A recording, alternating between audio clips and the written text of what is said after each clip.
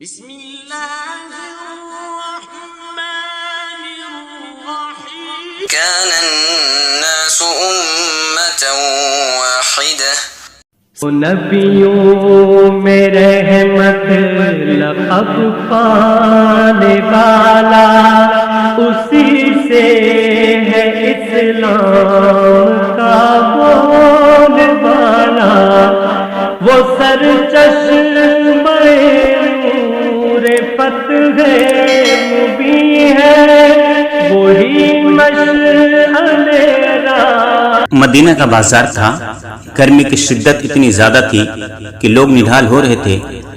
ایک تاجر اپنے ساتھ ایک غلام کے لیے پریشان کھڑا تھا۔ غلام جو ابھی بچہ ہی تھا وہ بھی دھوپ میں کھڑا پسینہ پسینہ ہو رہا تھا۔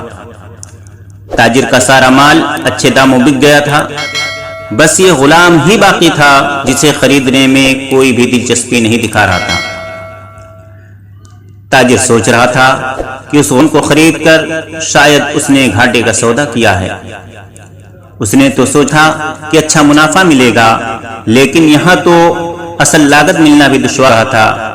اس نے سوچ لیا تھا کہ اب اگر یہ غلام پوری قیمت پر کا تو وہ اسے فوراً بیچ دے گا۔ مدینہ کی ایک لڑکی کی اس غلام پر نظر پڑی تو اس نے تاجر سے پوچھا کہ یہ غلام کتنے کا بیچو گے؟ تاجر نے کہا کہ میں نے اتنے میں لیا ہے اور اتنے ہی کا دے دوں گا۔ اس لڑکی نے بچے پر ترس کھاتے ہوئے اسے خرید لیا۔ تاجر نے بھی خدا کا شکر ادا کیا اور واپسی کی راہ لی۔ مکہ سے ابو حذیفہ مدینہ آئے تو انہیں بھی اس لڑکی کا قصہ معلوم ہوا۔ لڑکی کی رحم دلی سے متاثر ہو کر انہوں نے اس کے لیے نکاح کا پیغام بھیجا جو قبول کر گیا۔ یوں واپسی پر وہ لڑکی جس کا نام ثبیتہ بنت یعار تھا ان کی بیوی بن کر ان کے ہمراہ تھی، اور وہ غلام بھی مالک ساتھ مکہ پہنچ گیا۔ ابو حذیفہ مکہ آ کر اپنے پرانے دوست عثمان بن عفان رضی اللہ تعالیٰ عنہ سے ملے تو انہیں کچھ بدلا ہوا اور ان کے رویے میں سرد مہری محسوس کی۔ انہوں نے اپنے دوست سے اصرار کیا کہ عثمان یہ سرد مہری کیوں؟ عثمان بن عفان رضی اللہ تعالیٰ عنہ نے جواب دیا کہ میں نے اسلام قبول کر لیا ہے اور تم ابھی مسلمان نہیں ہوئے، تو اب ہماری دوستی کیسے چل سکتی ہے؟ ابو حذیفہ نے کہا تو پھر مجھے بھی محمد صلی اللہ علیہ وسلم کے پاس لے چلو اور اس اسلام میں داخل کر دو جسے تم قبول کر چکے ہو۔ چنانچہ حضرت عثمان رضی اللہ تعالیٰ عنہ نے انہیں نبی کریم صلی اللہ علیہ وسلم کی خدمت میں پیش کیا اور وہ کلمہ پڑھ کر دائرہ اسلام میں ہو گئے۔ گھر آ کر انہوں نے اپنی بیوی اور غلام کو اپنے مسلمان ہونے کا بتایا تو ان دونوں نے بھی کلمہ پڑھ لیا۔ ابو حذیفہ رضی اللہ تعالیٰ عنہ نے اس غلام سے کہا کہ چونکہ تم بھی مسلمان ہو گئے ہو اس لیے میں اب تمہیں غلام نہیں رکھ سکتا، لہٰذا میری طرف سے اب تم آزاد ہو۔ غلام نے کہا آقا میرا اب اس دنیا میں آپ دونوں کے سوا کوئی نہیں ہے، آپ نے مجھے آزاد کر دیا تو میں کہاں جاؤں گا؟ ابو حذیفہ نے اس غلام کو اپنا بیٹا بنایا اور اپنے پاس ہی رکھ لیا۔ اس غلام نے قرآن پاک سیکھنا شروع کر دیا اور کچھ ہی دنوں میں بہت سارا قرآن یاد کر لیا، اور وہ جب قرآن پڑھتے تو بہت خوبصورت لہجے پڑھتے۔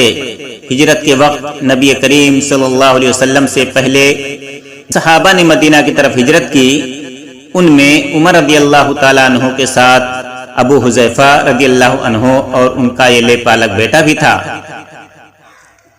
مدینہ پہنچ کر جب نماز کے لیے امام مقرر کرنے کا وقت آیا تو اس غلام کی خوبصورت تلاوت اور سب سے زیادہ قرآن حفظ ہونے کی وجہ سے انہیں امام چن لیا گیا، اور ان کی امامت میں عمر رضی اللہ عنہ جیسے جلیل القدر صحابی بھی نماز ادا کرتے تھے۔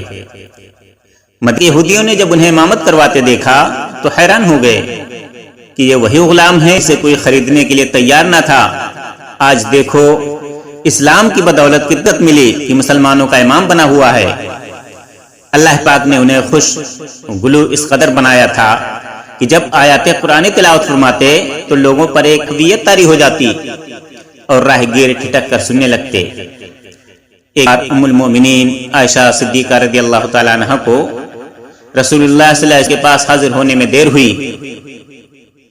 نبی کریم صلی اللہ علیہ وسلم نے توقف کی وجہ تھی تو بولی کہ ایک قاری تلاوت کر رہا تھا، اس کے سننے میں دیر ہو گئی.